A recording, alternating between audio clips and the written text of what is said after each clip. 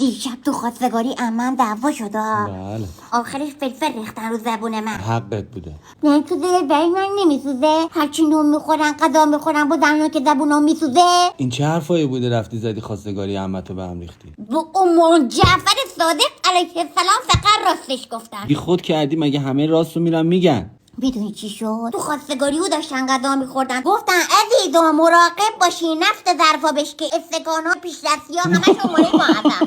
گفتن اومدن اما ظرف قرض کردم. بابام گفته بود 30 دقیقه مثل شیر بالای سر ظرفا وای میدی حواست بهشون باشه. کله پدره. برای چی به عمت گفتی لباسش قرضی بوده؟ خب گفتن عروس خیلی خوشگل شده، گفتم مونه لباسشه چون لباسش مونه مامانمه. بعد دیگه عمم گریه کرد رفت تو اتاقو.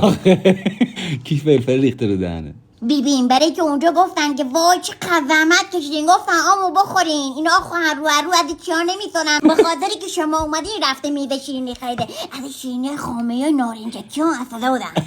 چی شد دومات قر کرد؟ یه چی دراز زشتی بود همون بهتر که قر کرد. دیگه مامانت خیلی ناراحته به خاطری که بیبین باهاش جر کرد، ازش گفت تو ایچیا رفتی یادش دادی که بیا بگه تو نمیخواستی دختر من شوهر کنه، تو خیلی حسود هستی. مامانو من میگربی میگه به خدا من یادش ندادم، به خدا خودش میگه به خدا ما هیچی اینو این نمیگی هیچ کاری نمیگی. اومدم خونتون برای خواستگاری